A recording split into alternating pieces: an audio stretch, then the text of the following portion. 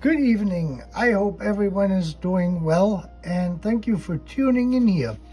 This is the beginning of our tutorial on how to adjust the timing, the camshaft timing with the Woodruff offset keys. And if you have watched my videos, then you know some time ago I posted a community post where I had pulled out all 8 spark plugs, and we had some black residue built up on spark plug cylinder number 6, and that was the indication that my valve stem seals were about to go out. And last weekend when I was at Clay's house and restarted on it, the cylinders 5, 6, and 7, so 5 and 7 also had turned the same way 6 was looking, so that was about time. Now the engine has at a bare minimum 343,000 miles on it, as it is shown on my speedometer, and I figured, I do not know exactly if the heads were rebuilt, completely rebuilt, if they're replacement heads, or if there was just partial repairs done on those, because a car usually does not run that long, not even a Mercedes-Benz, without doing some work at one point or another. And I figured one of the most neglected items on heads is usually the valve springs. No one ever buys new valve springs. It is just not fashionable, it looks like it. And here it turned out that way too.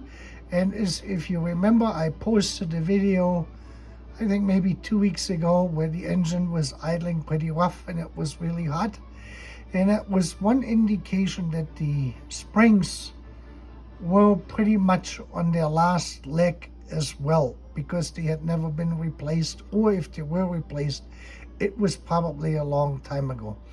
Usually when the cars sit for very long, the valves will compress differently depending on the camshaft position when the engine was turned off. So you have valves which are fully closed, where the spring is under minimal compression, and then you have some valves which are basically fully open and the spring is fully compressed.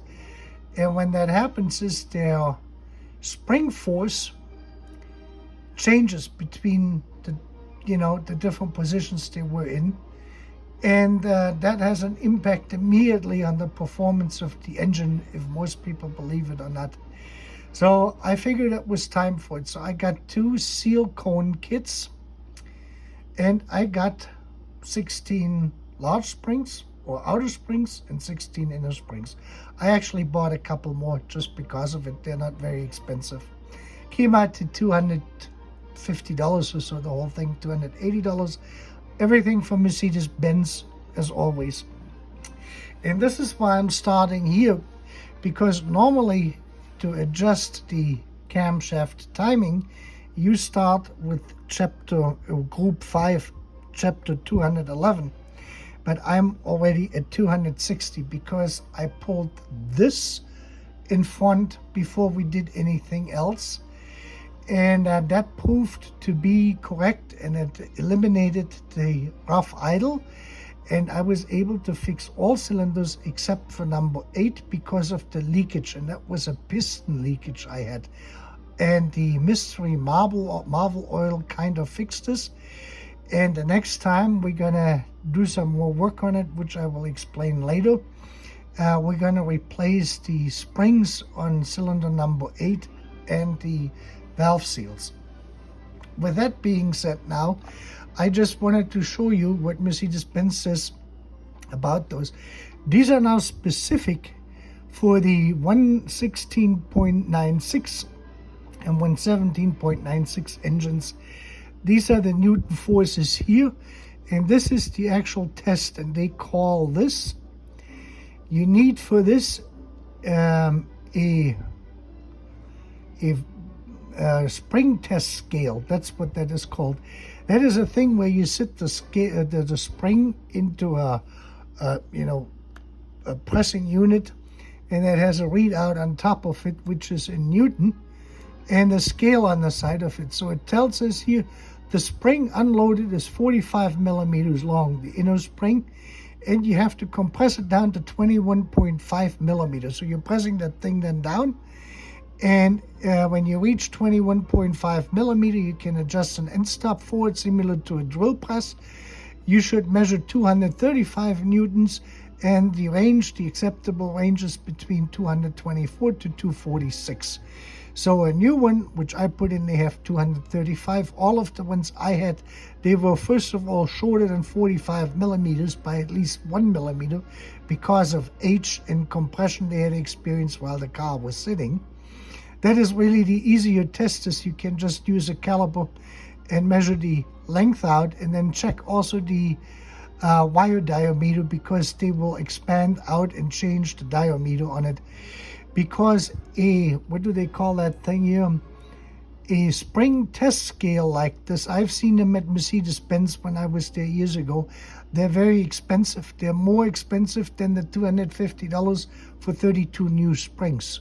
So it doesn't really make any sense to trying to figure out whether your 35-year-old springs are still having 224 Newton or 843 Newton on the outer one. It just doesn't make any sense to waste the time and test 32 springs for $250 if you can just replace them. So anyways, this is why I pulled this up front, and I didn't bother testing it, and I didn't make a video with it, because in Group 5, I believe in Chapter 250, it is explained on how you actually take the valves, the spring valves, the springs out, and put the new ones in, and how this works with the little retainers. I also bought 60 new retainers because they're only 33 cents a piece from Mercedes-Benz, and the old ones will wear out as well. So I figured I'm going to put new retainers, that is these little two things which go in there on the top, and I replaced all of them too. So we did valve seals. And the valve seals, boy, that is a story. Mercedes-Benz used to have a tool, and I was lucky. I found the tool, and it is on its way from Canada, and it is the original tool for both 9mm and 11mm for the M100, the M116, and the M117 units. Do I have the other? Yeah.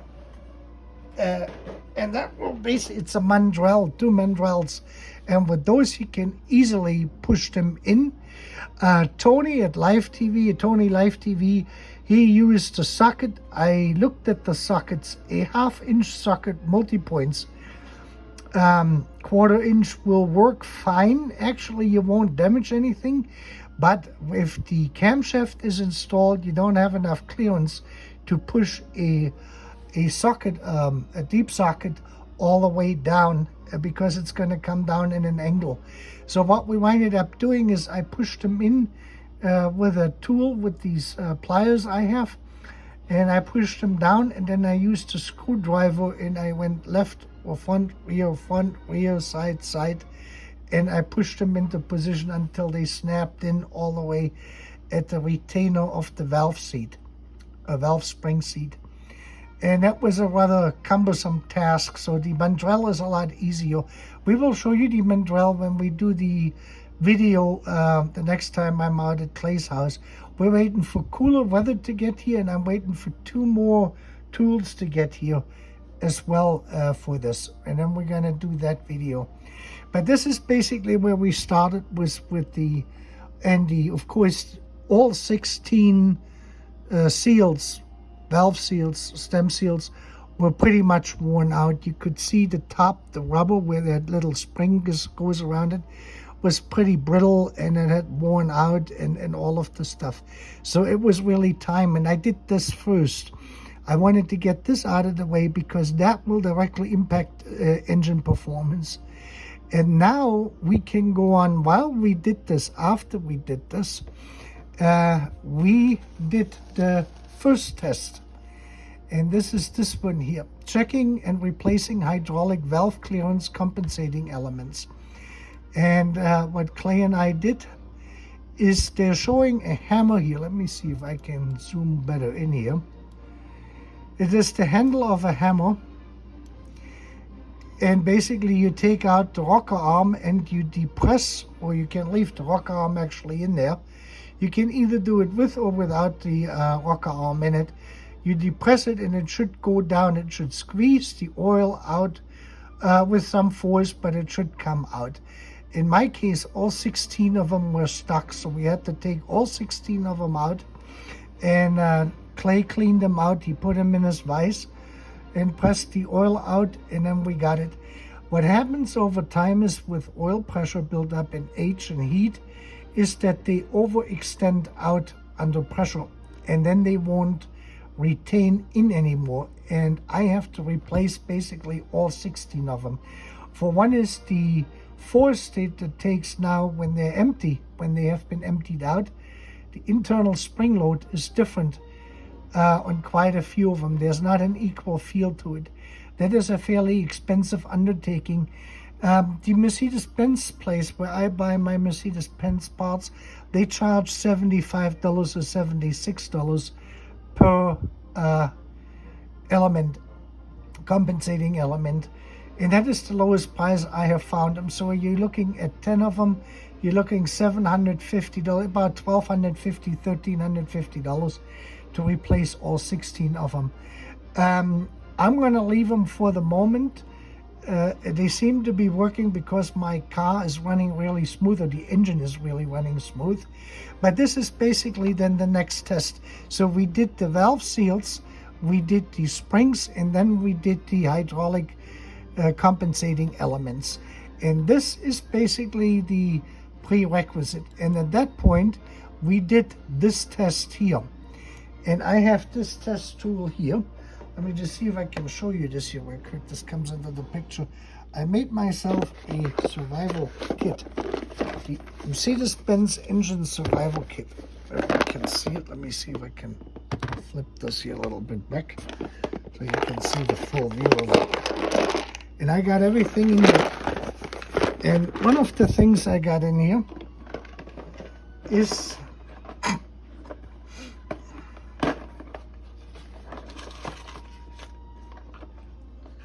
this here. Let me see. I wish I had another chair here. That makes it a little bit easier. This is what this tool looks like. This is the one which came from Mercedes-Benz. And this has the color on it. Can we see it?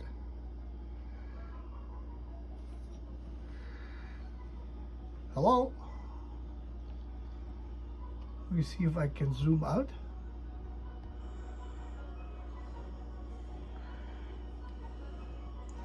My phone will not zoom. There we go. Now it's zoomed.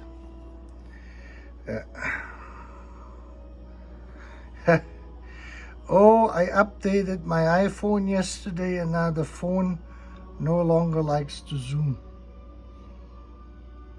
There we go.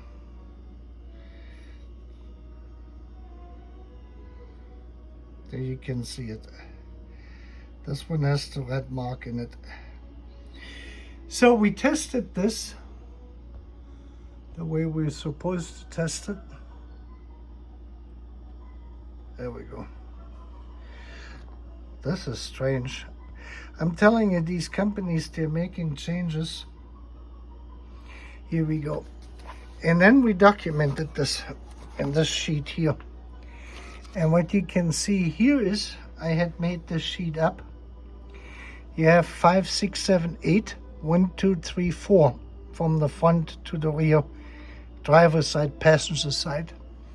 I had written down earlier what my plates are, which the thrust washers. They are 5.1. I haven't measured those yet. I forgot the calipers.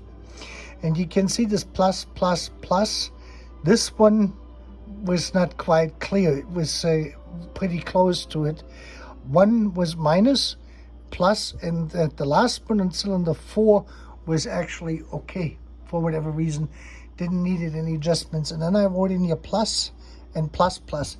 And what this basically means is at plus plus, you can see this has the whoops, I got the plus and the minus on it. So we went up.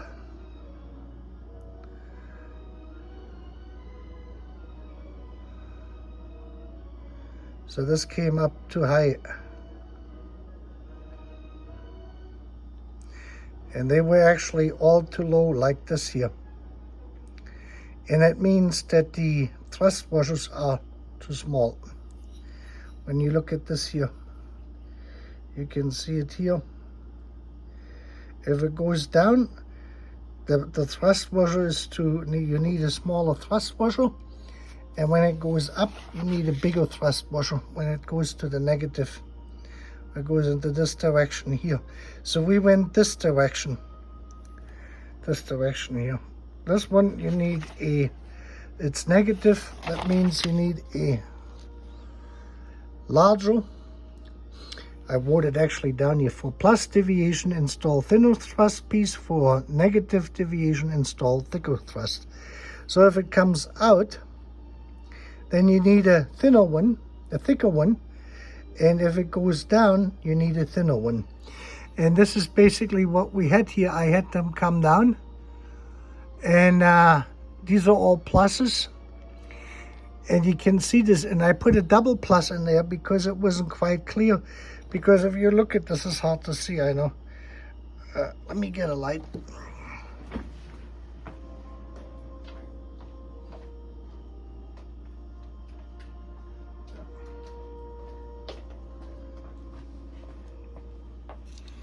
This should make it more visible, I hope.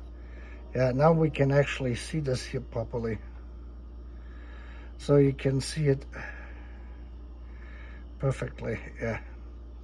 So if it goes up, it's negative. Yeah, there we go. The phone is not working that well anymore. And this is so, what we had is, we had it like here, where it was a little bit low, and then we had it where it went like this. And this is what I indicated with a double plus. So on some of them I have to go to the next larger thickness. I have 5.1 in here, and you can see this, we had pluses, 8 of them, and plus 5 of them, and then 3 pluses. I would go down to 4 millimeters. That's basically how we have mapped this out, and I need 5.45 for number 3 intake valve, and that is no longer available, so I do not have a thrust washer for this. This is what we have to do first before we can actually do the timing stuff. And this we're going to do. And now we can go actually on, because that is fairly easy. All you do is you take out the old thrust washer once you have determined this, and then we go ahead and we put in the new thrust washer. So we ran this test here, and I had printed this out. You can see this here. This is 2013. Yeah, that's the one we're looking at. And I had made these sheets up before, so that makes it easier to fill everything out while you're working on it. You know, with big boxes, you can use a pencil. You can see it got a little bit dirty. And that is then, the prerequisite is then accomplished to actually figure out on how far the timing is off. And this whole thing starts with the numbers. And this has caused more confusion than anything else. You have an engine number here, and then they have a camshaft code number. And that camshaft code number will tell you when the intake valve has moved by 2 millimeters on where your timing mark needs to be on your on your balancer. And the biggest problem I had was to get behind this, because the way they did this is the here they are, Mercedes-Benz has put those at the end on the camshafts. So when you look at these numbers here, let me rotate this around, you can see it. It makes no sense. Whatever you're looking at, these numbers don't tell you that, which are embossed on there. On mine, they said 117. We'll get to this later. This is the actual number here. F26, this is what that looks like. It's the rear end of it. And you can see on how faint this is. And Clay and I, we had to go to Walmart to get one of these little mirrors to get back there because you can see it. So we basically went and I got the automotive mirror, which is, I have to go now this way. Here you can see it. This outer ring here is actually the mirror, and we're having it on the firewall and we're facing the camshaft. This is now the camshaft on the driver's side, and of course it is mirrored. And it says F26. And when we go back here, then we can see, where did I have my numbers here? So F26, 27. So I have 26 on the driver's side. I need to have a 27 on the passenger side. I have a 117 968 cat engine, and it gives me the timing for both sides of 27 degrees. 26 degrees only when it is a brand new chain and only on the driver's side. And so I'm not going to go through this because my chain has now 20,000 kilometers since I put it in, which is roughly 12,500 miles. So I need to get my timing for both camshafts to 27 degrees. And this is the number I have here. So now I need to look on the other side, which is more difficult because the dipstick for the transmission fluid is in the middle of this thing. So this makes it even with the mirror, even more complicated to find the actual thing on here. Let me go now to the one on the passenger side. And this one we still have not been able to decipher because these numbers are absolutely important that you have the correct ones in there. Here. And I don't know how visible this is. This is what this looks like it with the mirror in an angle. I turned it black and white to take the glare off. And we can see barely here on this side, embossed very faintly, is an F. And this is what appears to be a 7. What is not visible at all is a 2. There should be F27. So we have F26 on one side and F27. We looked all around it. There's nothing else embossed except for these two faint marks in here. However, when we go here, we will see there is no 7 by itself. They have a 2, 3, 4, 5, but no 6, 7. The only thing they have now is a 16, 17. So if I have a 17 in there, that would also be a 968 engine, what I have. But this is for the 300 horsepower version of it. And they are at 17 degrees. They're 10 degrees earlier than the catalytic converter engines. And the way how I know this is with the Bible, what I call the Bible, which is this book here, which you can buy from Mercedes-Benz. And this is the version for December 1998. Actually, I need to get the other one, this one here. My car's March of 98. So I go to group 5. And here in group 5, this is the one from 1996. And it will tell us here, this covers all the 126s from September 1985 on until this book came out in December in December of 1989. So if you have a December 1989 126, then these are your numbers here, what you're seeing here. And you can see this, the 968, which has an 18 and 19 embossed on the rear. They're both at 27 degrees. And the one would have the 16 and 17 embossed. They are only for the 220 kilowatt unit, which is the 330 horsepower unit. And now the thing is this, now you're going to say, well, where is the 26 and the 27? Well, in December of 1989, Mercedes-Benz changed those. And they had two numbers for those. They have either 18 or 19 or 26 and 27.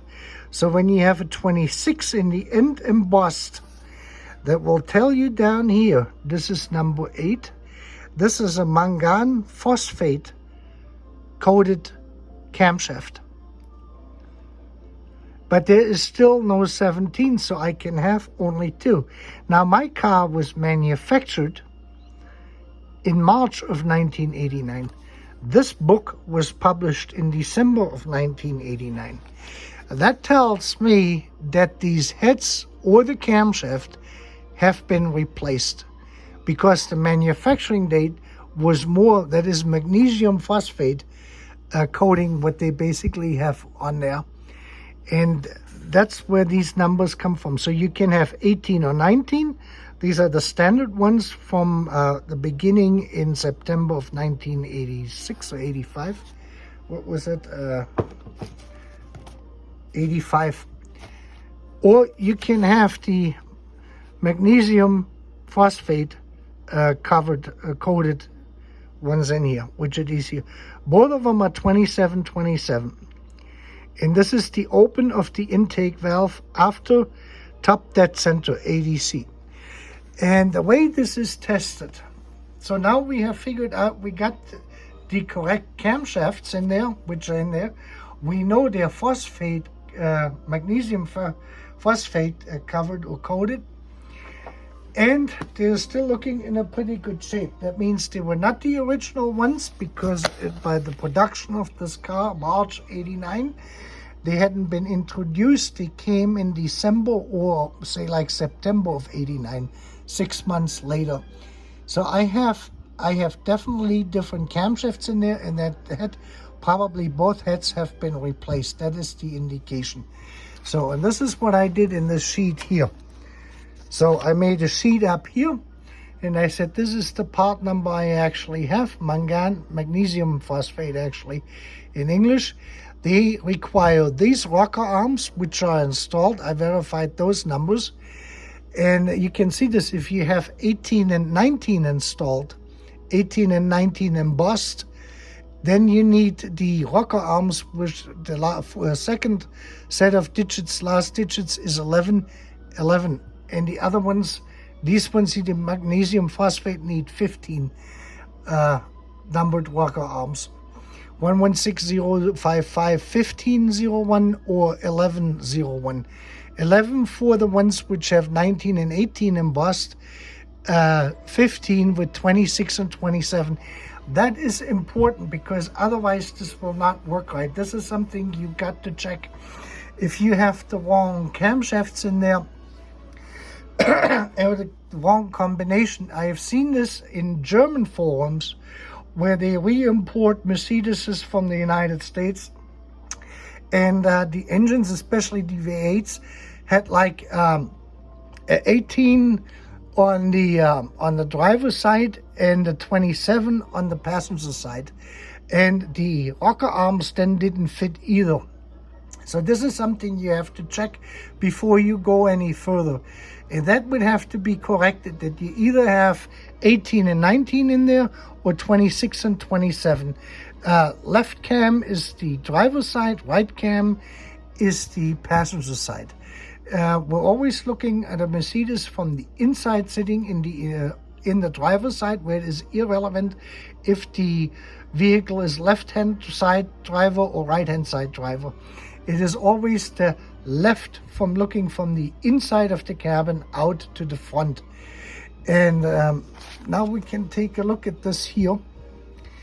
And here comes now the setup. First of all, they're going to show us the tools. And this here, the dial gauge holder, is a magnet. And I will explain this here in a minute of why that actually is. Okay, so I had to take a short break here. I'm sorry for this. So the dial gauge holder, this thing here, is basically this here. It has a magnetic base round and it sits on there. Now I have to inform you that the M116 engine and the M117 engines are an evolution out of the M100 engine, which came first, and they were introduced in 1968, I believe, in September. And a lot of the stuff what you see in these manuals, they were written when this was released. So they were written in 1966, 1967, and so are many of the pictures.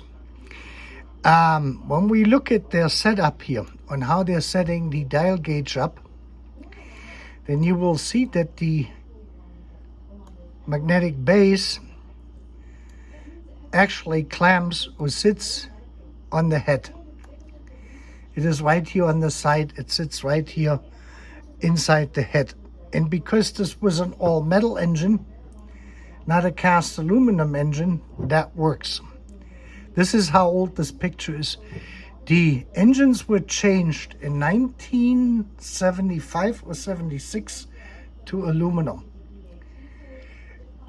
And they have never updated the pictures. So I had to order, first of all, I knew this before I got it, and I had to order now a clamp. And that is one of the parts I'm waiting for to actually measure this. And the dial gauge itself is this here, or something similar. The dial gauge has a extender arm on it. You can see this here in this picture. You can see this very faintly here. And the extenders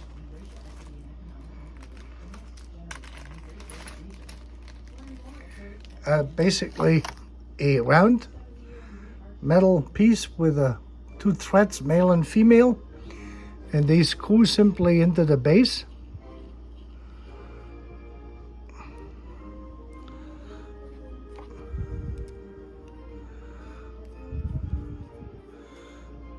And you can either use a arm like this here, flex arm, or you can use this type of arm, this one here, which has an adjuster, and then you can set your preload. I actually like this here better, and this is basically what they have in this picture. The gauge mounts here, and you have the setup, just like this. This is what that actually looks like it. And instead of having a magnetic base, we're going to have a clamp on it. So we have to clamp this onto the cylinder head so this stays stable and doesn't move.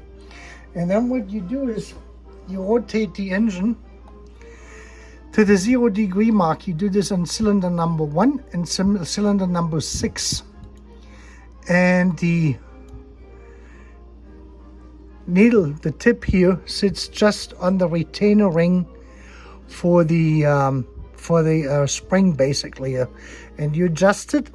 And now for those folks who are not familiar with these dial gauges, they have a inner dial and an outer dial, and the inner dial is in millimeters. So if we want to do a 2 millimeter test or preload, then I go to 6 millimeters. I depress it down to 6 in the position where the valve needs to be, which is closed with the lobe all the way on top. And then we wait until it drops down to 4. And then you can see, you can actually adjust this here once it is set. So now you can have exactly a 0 mark, say, like we said. Oops. See, this is a little bit tricky. This has to be in a holder. So this is, say, like, this is where our valve is right this moment here. And then we turn the engine over until we read exactly 4.0. 4 here and 0 here. Give and take a little bit. So now our valve has moved close by 2 millimeters. And then we're reading on the damper or on the pulley, on the what do you call them? The Harmonic Balancer. On your balancer, you read the marks, and they go in 5-degree increments. And you do this first on cylinder 1, because the way the engine works, when we look at the, let me see this picture here, this is not very clear, but this is basically a timing chain going around here. This is the 2 camshafts, and we have the 2 notches here, and we have a 0 mark on the balancer. And when we are on top that center number 1, these 2 marks here are going to be up. And if you're on top that center for cylinder number 6, these 2 marks are going to be down here, exactly 180 degrees off. That's your 2 marks on this. And then you can actually read this off, and it will tell you this. In my case, where did I put this now? With our pre-measurement, what we did, which did not work too well, we should have been on the driver's side, on the left side at 27, we were 28, so we're only 1 degree off at the moment. This was after we changed the springs, and but without having the correct thrust washers replaced, all of them. So this will change again. And here we were 20, we should be at 27, but we were actually at 30. So we're 1 degree late on the left cam and 3 degrees late on the right, on the passenger cam at the moment. And we will see this, and this is what Clay and I are going to show you in the video when we make it. For one is we're going to have this holder here with a clamp, and then we're going to put the dial gauge on here and show you this exactly on how this is adjusted. And then I have a camera where I can actually watch the Harmonic Balancer from the top on my Outel unit. The thing is not that great. The camera was $50, but it has proven itself is a nifty tool for that purpose. You can't really use it for anything else. And then we can take out the Woodruff offset keys. Oh, there's another thing is what you have to do. That's something I almost forgot. Before you can actually measure this, you need one of these puppies. And this goes back. I almost forgot this, and that is one of the most important things. So before you actually do this, it tells us here in the text, it gives us here the firing order and exhaust, intake, exhaust, intake, exhaust, intake, exhaust, no, intake, exhaust. It kind of changes here, so that the 1, 2, 3 are the same, and then 4 it reverses it, and then the same here, 5 exhaust, intake, intake, exhaust, intake, exhaust, intake, exhaust. You have to make sure that you're on the intake valve, that you're on the correct valve. That is another thing. So you're measuring this here when it is 2 millimeters open. When the cam basically comes down clockwise, it starts to open up. That's when we want to read it in the same over here. And the first thing is what they want you to do is you have to take out the compensating element. So you have to get the spring loader in. Remove rocker arm and valve clearance compensating element, the hydraulic one. On intake valve of 1st and 6th cylinder, install valve adjusting screw, which is this here. And this is a 2-part unit, which looks like a hydraulic compensating element, but it isn't. And it screws in with the regular 22 millimeter socket. You tighten it down to 60 Newton meters. And then you need a 14 millimeter, the one which has the closest tolerances to this thing. And it takes about 54 Newton meters to move this here. And then you put a feeler gauge in here. And I show you the feeler gauge we used. And you set this while the lobe is on top. And then you go with the thinnest one you got. And this is the one we actually did have, which is a, I don't know if you can read this or not. Yeah, here it comes. 0.04 millimeter clearance. So you have this in here. You need a claw foot, a 14 millimeter claw foot, which is really tight. This used to be smaller than 14 millimeter, and Hazet had a special claw foot for it or tool for it. And now they changed it where you can use a regular 14 millimeter, but you want to use a good one, which is not worn out, which has really tight, which sits really tight on it. Otherwise, you will wear that head out here, that bolt basically. And you screw this in like you did this on the old cars until you clear 0.04 millimeters through. This is basically this setup here on the rocker arm. And then you can do the test with the dial gauge. This is the bare minimum. This is the smallest we could do, 0.04 millimeter. And I bought 2 of these here. And I bought them, of course, from Mercedes-Benz. And you can see it. This one is a little bit more worn out here. I kind of worked that one. They have a double thread, this part here, when you get them. And they turn in, and that thread has a gap in between it. And they turn in real easy first, and then it gets hard. And it feels almost like if you're cross-threading this. But these are the original set screws, they call them.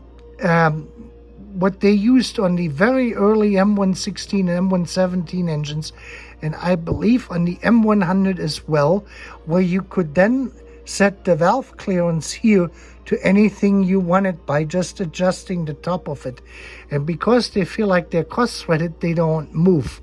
But these ones here, they would have to be adjusted quite frequently to actually get them, you know, to maintain the correct clearance here on those cars. I don't know how often they did this, every 15,000 miles, every 25,000, I don't know.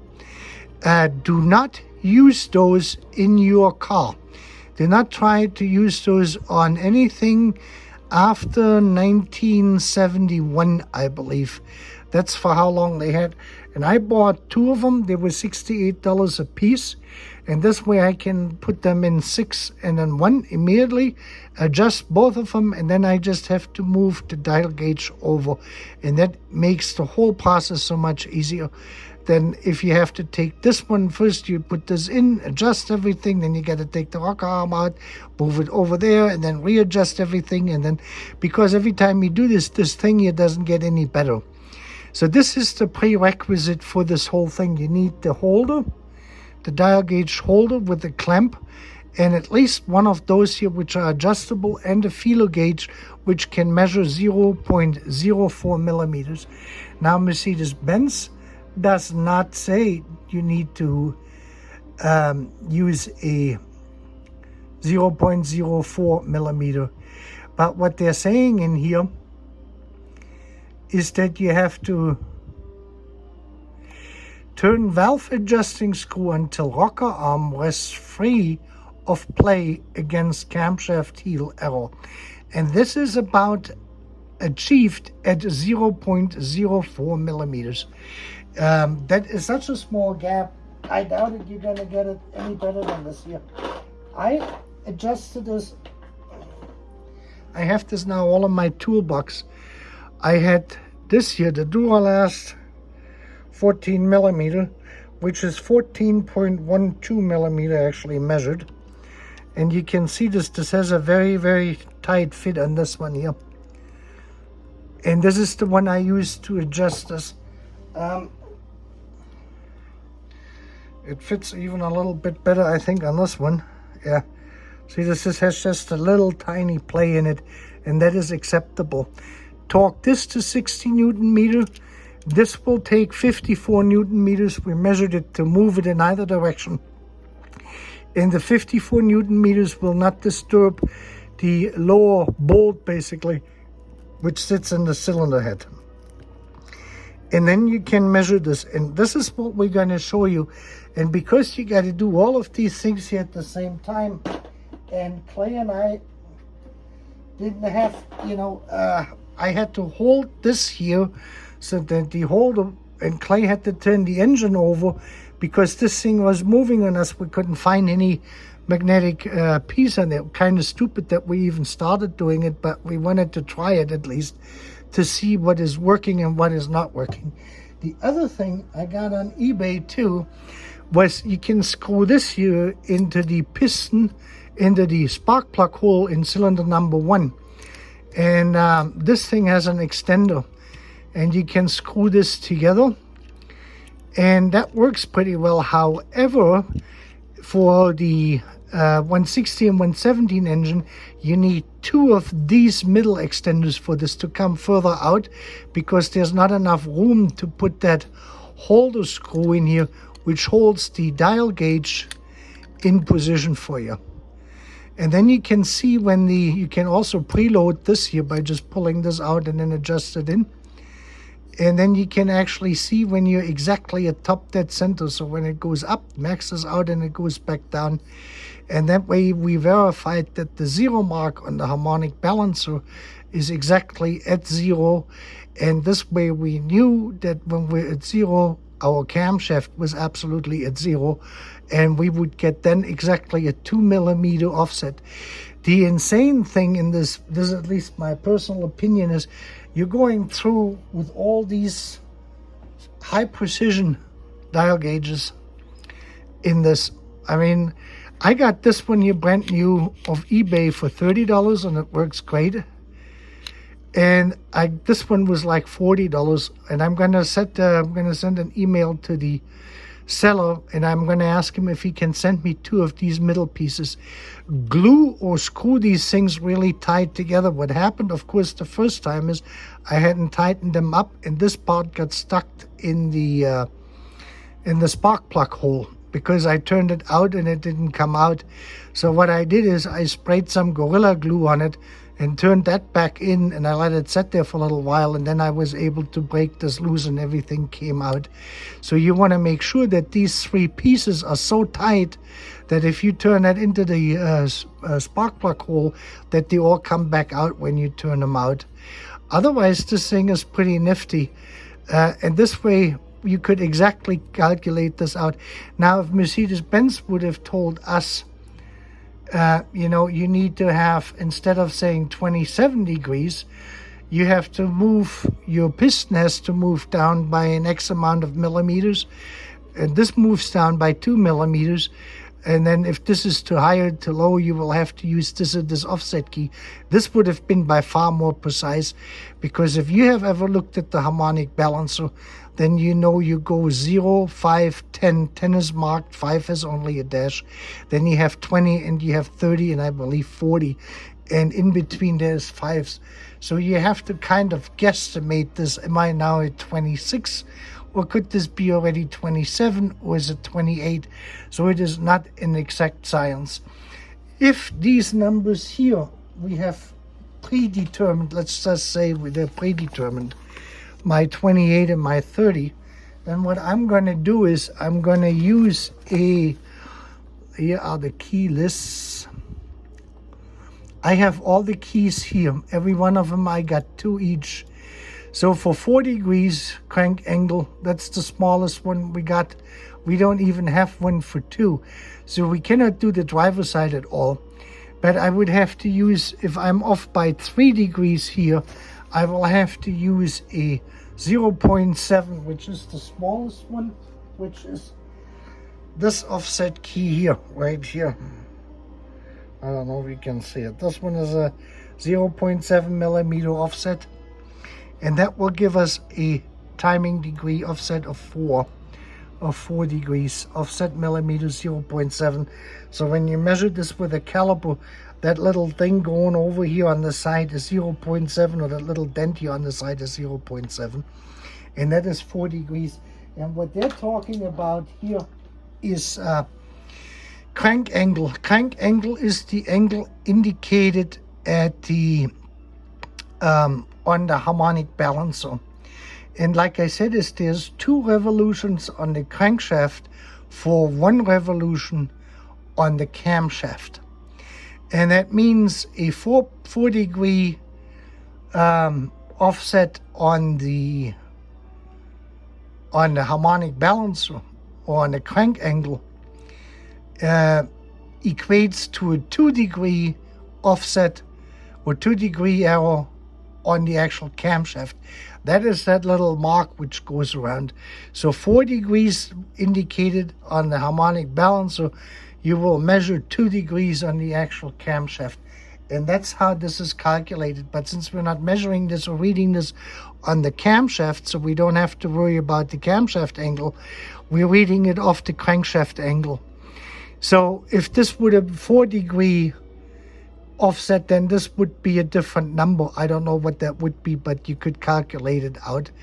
And depending on how you put that Woodruff key in, you can either make it earlier or later. So we could either, if we put it in this way, we would push the time out and we would add 4 degrees to it. So we would go, instead of 30, we would be at 34.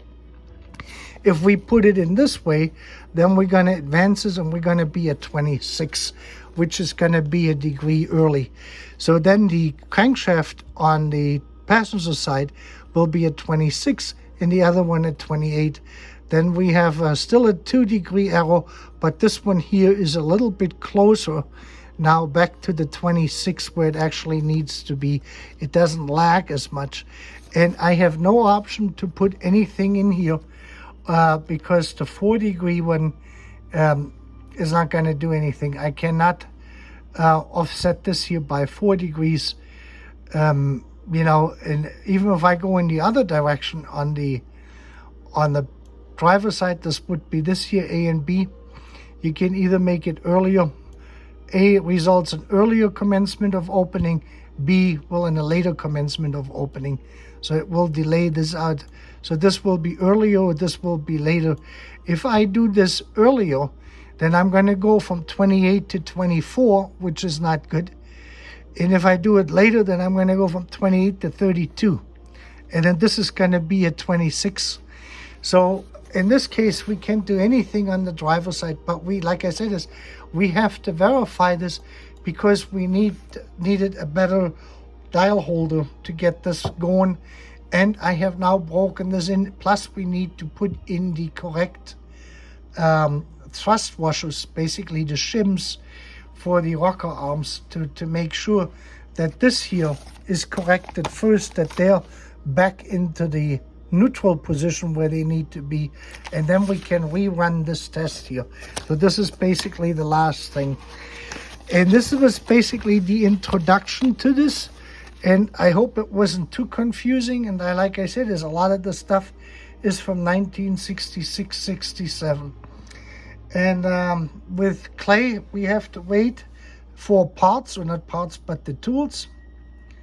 And we have to wait for cooler weather to get here because we're both tired, standing out there in 90-degree weather and then sweating like crazy.